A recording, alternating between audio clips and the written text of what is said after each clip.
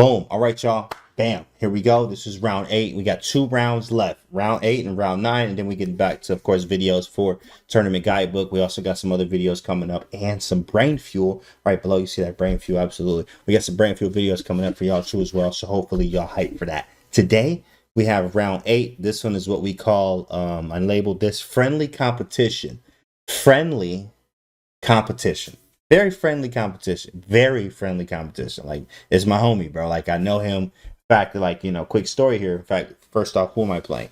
I'm playing International Master Oladapo Adu. He's from Lagos, Nigeria. International Master from there. And of course, I'm playing him, right? This round 8, I get the black pieces.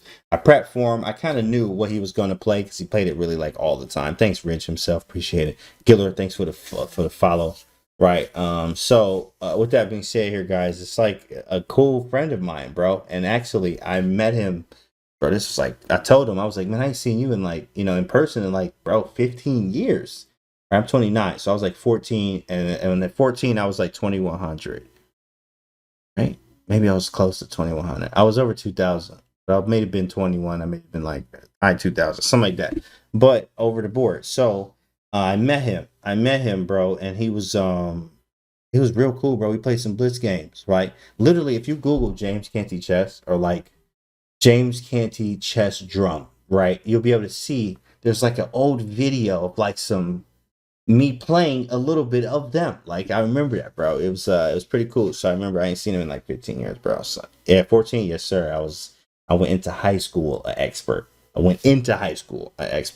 Same year I went into 9th grade was the same year I hit 2000, and then graduated 2200. That's why I go by Jim Canty, bro. I've been a master since I was, bro, in high school. Like, that was 10 years ago, like literally, actually 11 years ago.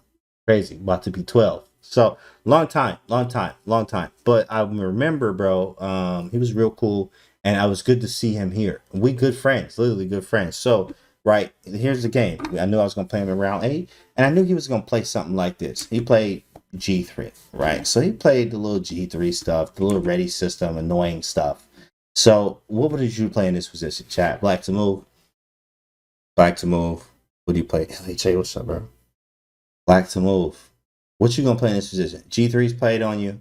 It's something you don't usually see, so you need to be careful on how you proceed here, because you're going to end up playing off the head against somebody that's comfortable in their positions. We got F5, D5, E5 all day. Thanks for the follow, Cole78. Rich himself with the 45. And we live. Anytime you have a 5 there, make sure you put 5, command 5 in the chat. Appreciate that. Knight C6.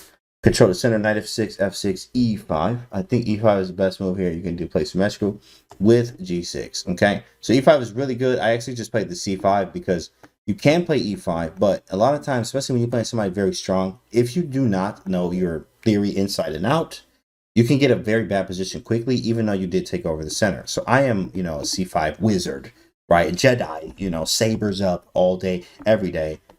Yes, sir. So with C5, I'm nasty with this, right? In all levels, I just love playing C5. So I play C5. I play C5 here. He plays Bishop G2, and a lot of times he can transpose into Sicilians, closed Sicilians, etc. G6, Knight F3, Bishop G7, castles, and then what do you play next, chat? What do you play next? I'm gonna get a little bit of learning here before we just get to the finale of today with this game. Friendly competition is the name of it, but here we're gonna get a little bit of learning done. What do you play? F6 from LHA, absolutely lost his mind. Of course, we're gonna hit him with one of these. Garbage. Yes, sir. And that's always in fact. Knight F6, D5. He says Knight to C6, D6, Knight F6. Okay, we got D6s. You have Knight F6s.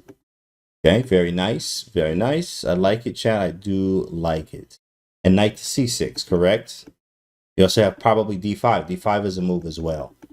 But a lot of times here, if you flip the board here, for all the King's Indian players, if you're a King's Indian player, or if you watch YouTube videos or some of mine, in fact, we got a lot of videos on our King's Indian playlist, you know, but King's Indian, this is the King's Indian backwards, right? King's Indian attack, ready type system. So you play D3 and you kind of just see what black does, and then you can respond to it accordingly. And if black's not prepped for it or ready, they can get in trouble. already, right? So I actually just went for the D6 option. And the reason I go for this is there's a setup that I want you to remember. Write it down, take a picture of it, right? Put it in your little Jedi book we give you when you come to class every day. So here, after D6, there's a thing called the Botvinnik setup. Botvinnik setup, or the Botvinnik system, in fact, is what they like to say. Botvinnik system is the best way to say it. Botvinnik system, where you actually do it with the white pieces, or you can do it with black as well. But I've also know Magnus is a fan of this as well. And also you can see it's a very easy setup that you can play against almost everything. If you're playing from the white side, the pawns go c4, d3, e4. If you're playing from the black side, the pawns go c5, d6, e5. Right? The knights go to c6 and e7. And you just kind of fight for everything. You're feeling really good there. Botvinnik, correct.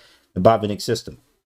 That's what they call this here. You put the pawns in these squares like this, the knights go around it, and you kind of have a grip over the center with the option to play d5 if you want to, when you want to. After playing h6, bishop e6, and then after taking, you can bring the knight back to e7. In many English type setups, play a6, rook b8, and b5 and castling. These are all the ideas here. You can also play f5, f4 at the right moments, but you can also get in trouble. It's double edged if you're able to play f5. So you have to be extremely careful with this.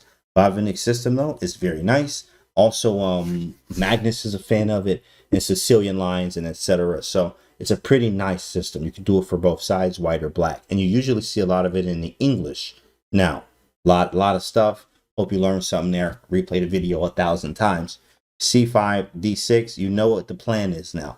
He goes E4. What do I play, chat? You know we're going for the Botvinnik system, right? What are we gonna play? He could have played a number of moves here.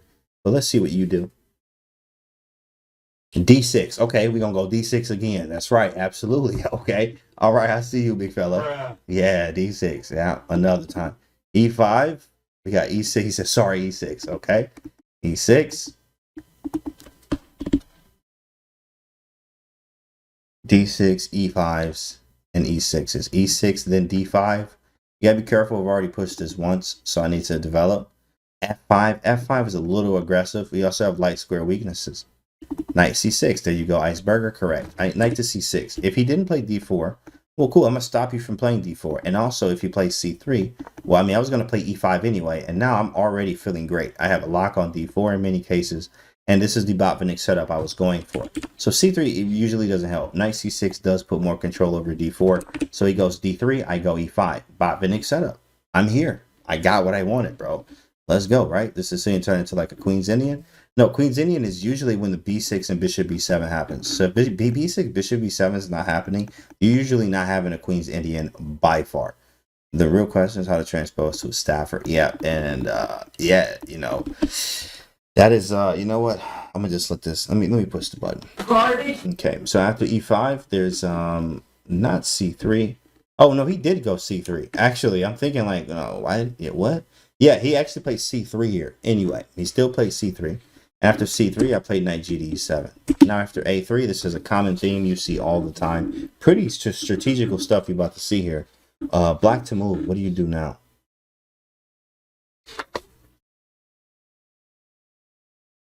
He plays a3. Doesn't carry the queen here. Castling. Castles. Okay. Bishop e6. a5. Castles, bishop e6, a5. Very good. In fact, you guys have it. Now, all of these are moves. All of these are moves. f5. F5 is very premature. You usually never want to play f5 like this until you at least play h6 and castle. Because the reason for it is the knight can go to g5. And if you castle, queen goes to b3, checking you. Knight f7 happens. And like, it's just a wrap start a new game. Bishop g4 is interesting here. But you always have to ask, what are they doing? a3 is a move. He's trying to play b4. You have many moves you can castle.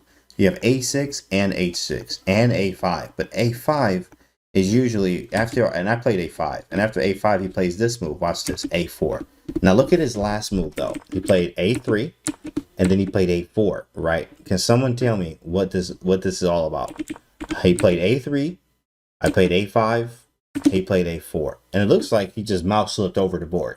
Like, how did your man's mouse slip over the board? Bruh. But, of course, he did not. He did it for a reason, and a very good reason, in fact. This is a very strategic position to play here. Why did he play a4 now? Lost the tempo, baited the pawn. He going for knight b5, nice positional move. b5 square, 1000%. That's it. That's right. He's going knight to a3 and knight to b5. There's an outpost here. But before, if I would have if I didn't commit my pawn, I could kick him from b5. Now this is cool. I already understand that he's going for this, but it doesn't change the fact that I'm still going for my same Botvinnik setup, right? So after a4, I castle. He goes knight a3. And literally, you know, the good thing about the system when I'm showing you guys right here, especially against these closed systems, let's flip the board here. White going for this kind of stuff, like they're not doing much yet. You know, there's a lot of maneuvers. This is a very good system to play. Because you do the same. I'm just going to develop everything. I'm going to take a lot of control of the center. You can't really play d4. I can play bishop e6 now. That's the reason for h6. h6 stops knight g5. If you go bishop e6, then there's a knight g5. Why is that important? Where if I move my bishop now he gets f4 for free in a way. And then he can move his knight back after h6, and now he's able to get the same type of position where I could have played bishop d7, but the pawn's now on f4, which makes a huge difference. Right, so you actually have to do something else. h6 prevents knight g5, loss of tempo. Then I can play bishop e6 and d5 being the plan. After h6, he goes knight b5. I'm like, okay, cool. Don't stop the plan. Bishop e6, very easy. He go rook e1, okay. Now it's on you, chat. It's on you. And there's a many routes you can go here. Now, in fact, the engine says it is actually minus 0.3 here, which means this is super equal. After letting it think even longer, it now goes to basically zeros. Right here, which is a position that I can definitely see being zeros many times. Is f4 a good plan for white? That's correct. This is why you put the knight on e7 as black here, especially in the Botvinnik system here, because we're trying to play f5 to meet f4 a lot of times with f5 or capturing and then playing f5. I had many wins that way actually. d5, knight a7 from elevation, either f5 or d5, queen d2, pawn break, knight a7 or king h7. In fact, the pawn break is correct. Yo, Gusto, what's up, bro? 4 months, thanks for that. Brain Dynasty, thanks for the follow. Right, so Ricky won. I went d5. That's exactly right. d5 is the #1 move, by the way. d5 is just a break in the center. I'm like, cool, you ain't gonna take the break? I'm gonna take the break. Because I think also, right, knight b5 is also a way for him to play d4 at the right moment. At the right moment, he could actually play d4. So if I'm not careful, he can actually play d4. This is what the knight does on b5, and it's annoying. So I'm like, okay, I'm going to deter you from playing d4 and play d5 myself, right? And then if captures, I was going to take with the bishop, actually. Which is strange, but why would I take with the bishop? Because knight takes, I don't really have anything besides queen d7, rook d8. But after bishop takes, this actually is a little bit better because now I have a little bit more access here. e4, c4 is also possibilities. It's actually just a little bit better. Is this Sveshnikov Sicilian? No, in fact, this is not. Sveshnikov Sicilian, this looks like a Sicilian, but this is nowhere near Sveshnikov due to the fact that usually you don't have the castle with bishop g7 type lines. You can, but it's very rare. It's very rare. This is not a regular Sveshnikov you would see. Could knight a7 bait him into c4 and then go back? Yeah, that's actually pretty cool. He's actually talking about here, knight a7. And if c4, then you go back to c6, and then you bait him into that, which is pretty nice. That's actually a very good plan. Aaron Schrodinger 3301. What's up? Say hello. Hello. It's good. How are you? Welcome to the stream. Canty wouldn't be caught playing any Sicilian besides Dirty Harry Sicilian. In fact, that's a lie. Right? And you know why? I have an Accelerator Dragon playlist. Right? If you go to YouTube. Okay. I have an Accelerator Dragon playlist. Right? I've played the Najdorf. You've seen that. Okay. I played the Dirty Harry. You don't know what I'm going to play these days. You have no idea what your man's going to play these days. Rick talked to him. Oh, my goodness. You know what I'm saying? Bruh. Yo, your man's ready. But with that being said, you know, I do like a Dirty Harry Sicilian every day, all day. Rook e1 and a d5. I play d5. After d5, knight to d2 is what he plays here. This one I was not expecting at all. I've never seen this knight d2. I'm like, what the heck is this, bro? I literally didn't know what he was doing. It threw me off completely. Like knight d2. But it wasn't a throw off in like a, oh man, I didn't see that. This is terrible. It's more like, yo, what is he doing? And of course, you do need to be careful, right?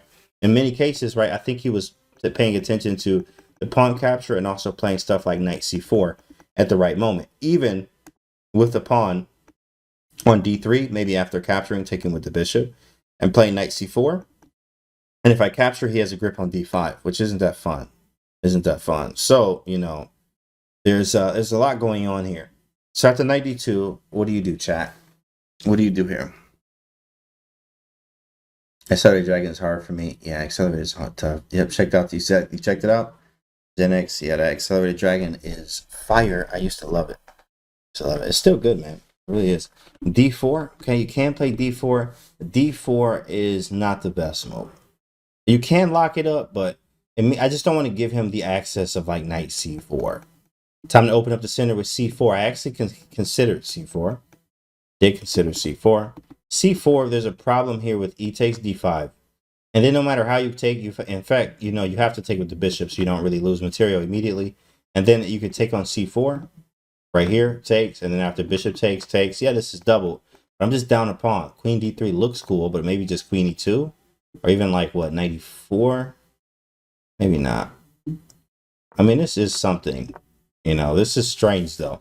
It's not what I really wanted. You know, this is, you know, that doesn't work. It doesn't really work. If I had my rooks on c8 and d8 already, then probably c4 would be more likely a move.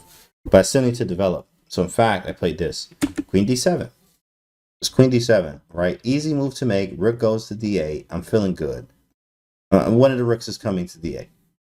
He goes queen e2. I go rook d8. Go rook d8. And then here, and I'm telling you guys, this game was like equal. The whole game. There was no advantage the entire time for both players. And it's just like, sometimes it's just annoying. Like, you know, it's just for you sometimes. But after rook a to d8, he played knight f3. And I'm like, shoot, I should win this. Like, I really should win this. Knight f3, this can't be right. Like, this can't be right. And I did find the number one engine move here. But can you do it? Like to move, what do you do? Why do you choose to move the A rook? Because the F rook I want to choose for other options. And also, if I ever break with f5, I want to be able to have the rook on f8. And knight d2 going to be killer for him. Yeah, now that he starts the transition, pawn's the 5th rank. We'll move f5, says LHA. Wasting the tempo, bishop h3, bishop g4, queen h3. Take the bishop to g2. Take the bishop on g2, bishop g4. Okay, looking good stuff, looking good, chat, looking good. h5s, bishop g4. f5 from Popcorn is great. g5 from Evolve Yourself. Yeah, g5 is actually an option too. Now, did I actually see his opponents play when I did a little prep before the round? Bishop g4. G5. In fact, here it is, chat. Here it is. It's F5. F5. Yeah. Yeah. I was actually happy to play this because I got 4 pawns up here, bro. Like, when do you ever get this? When do you ever get this? Absolutely right. You could use Command 5. Command 5 in the chat. This is your chance right now. You can use Command 5 in the chat. Do mine. There we go. Command 5. And we live. I think because we did. There we go. There we go. Yeah. Command 5. And we live. That's right. F5, baby. Silicone boobs. Funny. So to follow 5s. And we live. That's right.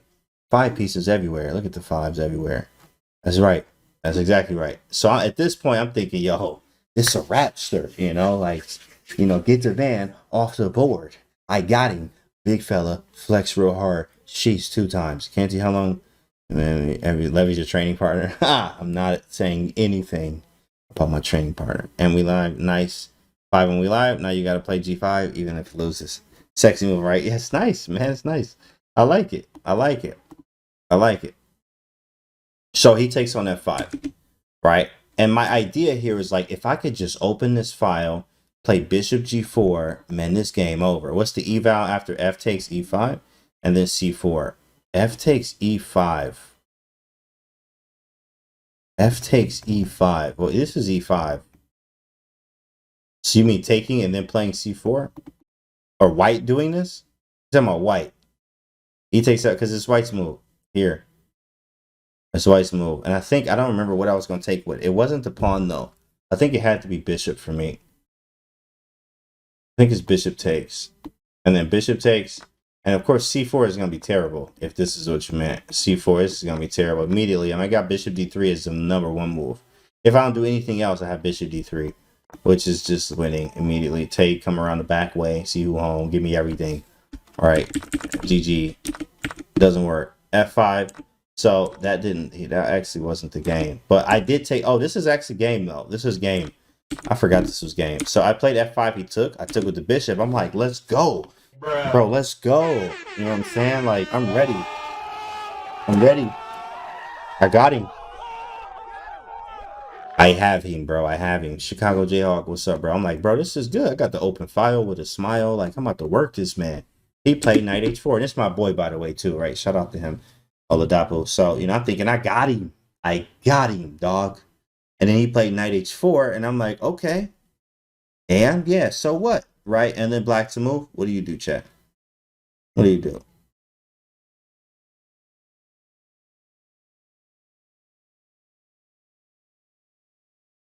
Bishop G4. Okay.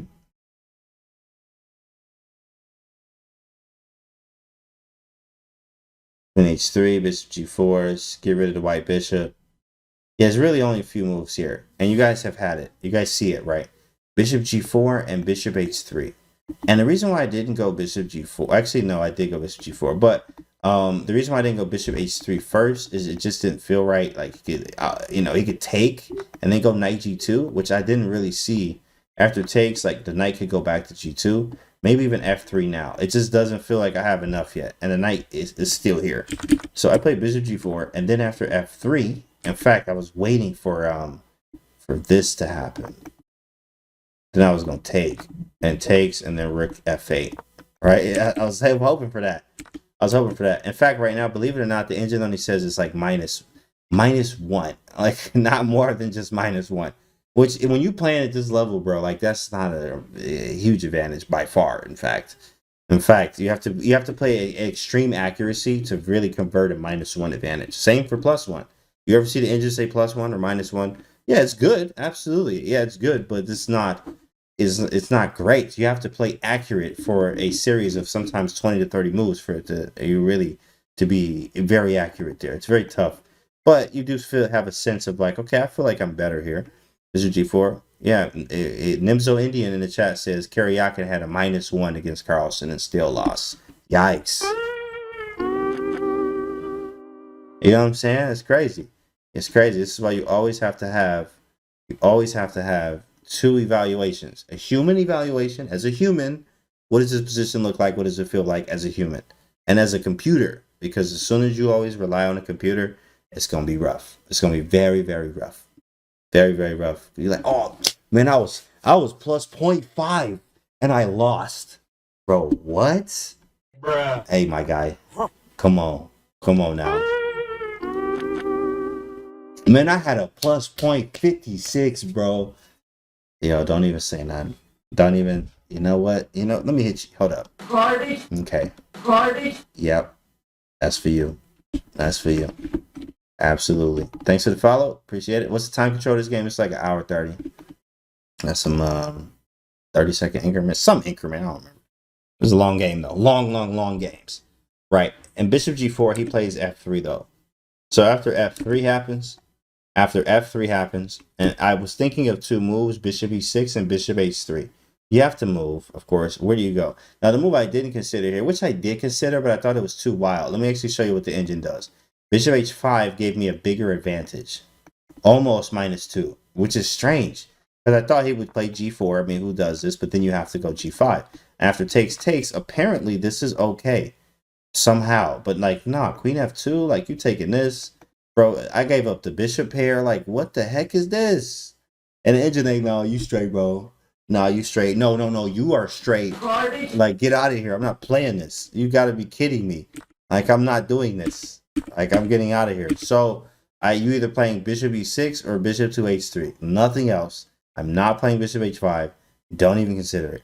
So, where do we go? Bishop E6 or Bishop H3? I see H3. Yeah, engines are wild. Like, that just don't even make sense. Pretty dumb to me.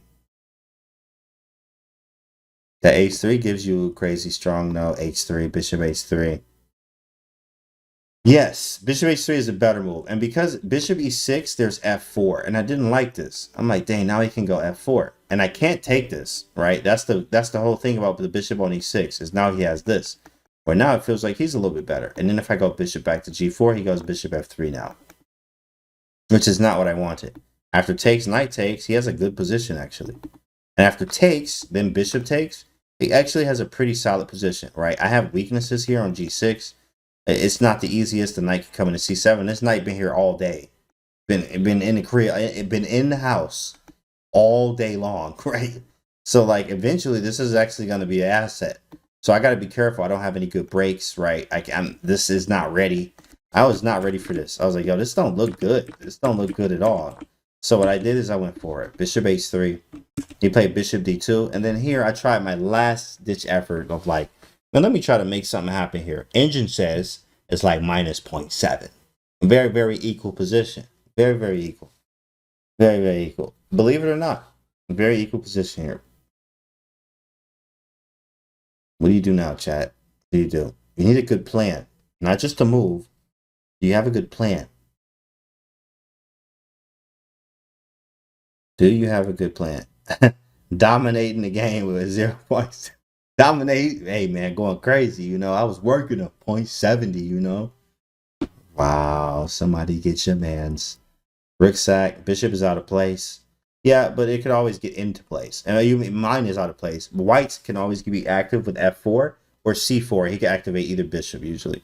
Equal with perfect place, says Joshua. That's correct. Joshua is correct. With equal play, bro. It's like super equal. Stack the rooks, prob, correct. G5, D4, double rooks. Nice job. That's it. That's exactly what I went for, is a double rook option. I played rook f6 because I was like, yo, if I could double the rooks, get some pressure here. And like when you play in a game, you know, you'd be thinking like, man, I know man, this got to be like -2. Man, this got to be almost -3. Like, and then it don't be. Bro, get your mans. It's not. Not at all. Not at all, bro. But in the game, you like, man, this gotta be like, I gotta be winning here. And the engine's like, you are not, young fella. You are not. Try again. Because it's not. It's not. I play rook f6. What's wrong with g5? The problem with g5, it doesn't really help. He takes here, hit the queen. And then here and then knight g2. And the question is, what do I actually do next? I've also made holes in the position, right? Where g4, knight g3 could happen, and knight f5 at the right moment. You have to be careful. You have to be very careful here. In fact, it actually went down. Now it's like closer to almost, you know, white being better, strangely enough here. But you know, I can't really move much, which I guess he can, and maybe he can go here with knight g4. I could try to make this work, but I have too many weaknesses. I'm a little bit more exposed than white is. And my queen's almost trapped, correct? It takes a lot of accuracy to be good here. Not to mention the knight always over here, you know, cross the border doing his thing. Like at any moment, he could probably jump around or create some holes where he can put the pieces at. And it wasn't very, very appealing, in fact. So this wasn't very appealing to me at all. So I actually went bishop h3, and I would like to keep the pawn here for maybe later at the right moment play that. So I'll play rook f6 because I want to double the rooks. This is where all the action is. And then if his knight gets to g2, and this is what I was saying, maybe I could get that g5 to work, because now this would be hanging if double rooks happen. So I play rook f6. He go rook f1 here. And when he played rook f1, I'm like, yep. Right here, it's like minus 0.5. I'm like, yep. All right, I'm ready to go home. I am ready to go to the crib. Okay? I'm ready to go to the crib at this point. Right, because we had the norm chances at this point. You know, I'm like, bro, we had the norms. You know, and also I noticed that I use a 10 questions method. Shout out to my students that know exactly what I'm talking about. But there's a 10 questions method that we use to break down every single game, right? So of course I don't just give this out for students or, you know, very healthy donations. But at the same time, PayPal in the chat, by the way, you can use donate for that. Send me a chess.com message. I get it to you ASAP. But we use this 10 questions method where I actually break down every game to figure out where the real weakness is, right? And I was really trying to get to there, which I kind of figured what it was, and I figured that out. And then ever since then, after the tournament, I really hit that and hammered that pretty hard. Me and my training partner too as well. But I've been hitting this weakness very hard. Now, weakness is and was, say was, because that's in the past, as you get better every day. What is the middle game? These positions right here, navigating, right plans, pushing on, how to do it, what's the correct way, etc. Lots to it, lots of study to it. So now I hit that. Right. And after Rook F1, I noticed that this is going to be a super grind. I'm really like exhausted. It's 8th round here, to be honest. All right. So here after Rook F1, Rook D to F8. And I kind of figured, I was like, I'm slightly better. In fact, dang, I'm not. I mean, I'm slightly better, but like slightly. It's like minus 0.3 right now. They're like, yeah, you like better by like not even half a pawn. And I was like, dang, okay. And you think that you're doing something when you're really not here. So, yeah, but this was a draw after this. So after Rook DD F8, and we just was like, it's whatever, right? We kind of knew. I kind of knew that would happen too. Anyway, with me and him, because he's real cool. In fact, Google him, right? You can Google him. Google his name right here at the top. You can see it. And then he's real cool, bro. But I figured we would take a draw. And so we just talked about the game afterwards, and it was just dry and boring. But he told me this. He was saying that actually there was one line in here after bishop takes, knight h4, here. He was saying that there was I could get in trouble after this line with bishop f3 and c4. Something he was saying about the light squares, and I was like, see, that's why I didn't do that. That's exactly why I didn't do that. But it was pretty good post game analysis. I really couldn't find any advantage this entire game. But I did tell him that I saw a Feingold game. Shout out to Big Ben, where Ben Feingold beat him, and also well, of course, I mean, they're very strong players. And Topalov, he played Topalov. That played this g5 line, but the knight was on f6. So for some reason, I just went for the knight e7 line in here, which was a little bit different. And then after the game, I was like, yeah, I looked at the Ben Feingold game. And he was like, yeah, but that knight was on f6. And I was like, I didn't look at it long enough, obviously. Like, oh my goodness. I didn't even look at it that much. Like, wow. Like, that's crazy. Vico Frosty, thanks for the follow, bro. All right, that's crazy, bro. So that's absolutely serious. So, sheesh, bro. But after Rook D to F8, we just agreed to a draw here, so it's pretty easy game. But out of the beginning, what to really learn from is actually this right here, this stuff. The Botvinnik system is really cool, but it also is very drawish. Every single time I have faced, shoot, let me think about that, over the board. Dang, bro, this is the third time. So yeah, this I need more work with this, obviously, and I will be. I have the right material now. But I've drawn this with this 3 times over the board. Literally 3 times over the board. I mean, this is crazy. I drew here with this one. I drew International Master, what's the guy name? Forgot the guy name. I forgot his name. It's an IM. He has a cool name. It's an IM. I forgot his name. But I drew him, and I drew it like 2022, 2300, something like that. It was a knight on b5, annoying at all. And not really, but it can be as you trade more pieces, right? If you start thinking about this, the more you trade, the more access that this knight is going to have on this side of the board. Let's say we traded everything off, right, and he gets some pawn breaks in. This knight is going to be very annoying. Even b4 and a5 stuff, knight can come into d6 if you're careless, hitting the weak pawn. Then we can create some weak holes and stuff around the board. This knight definitely is a problem if you're not playing the Botvinnik system, right? Botvinnik system gives you a lot of chances to do kind of whatever and flexibility. If you do not play the Botvinnik system with the c5, d6, and e5 setup, and this knight gets to b5, you probably gonna get your head cracked 2 times. Yes, sir. Absolutely. 1000. Bruh. Yes, sir. Sheesh. You know what I'm saying? F takes g5 instead of taking with the bishop so that you have a pawn storm.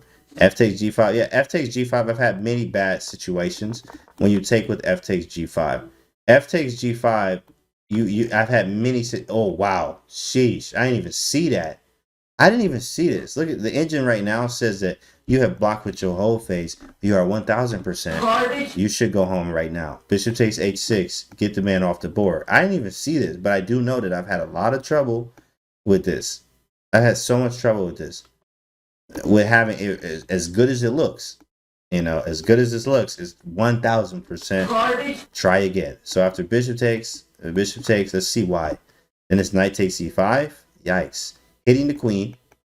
If you move the queen, I'm going to take on c6 and take on e6. If I take the knight, queen takes, now both of these are hanging. Oh my goodness, crushing that, man. Sheesh. Don't try this at home, chat. Don't try this at home. Don't take with that pawn. Don't take with that pawn. I'm glad I didn't. This would have been my game. And I'm out here talking about, like, man, that guy is straight trash. Get the man off the board. Jeez, boy. I'm glad I didn't play that. I didn't even see that, but I knew from future reference that, like, and I played F5 to open the file usually. And in this situation, you know, I'm not opening the file. I'm opening everything else. Looking crazy. Bishop takes. Way to go. It's just not the equal position. All right. Equal position. Plus, I'm ready to go. It's round 8. So this is round 8. We're going to cover round 9 tomorrow. Subscribe to the YouTube channel if you haven't already. I'm going to see y'all tomorrow.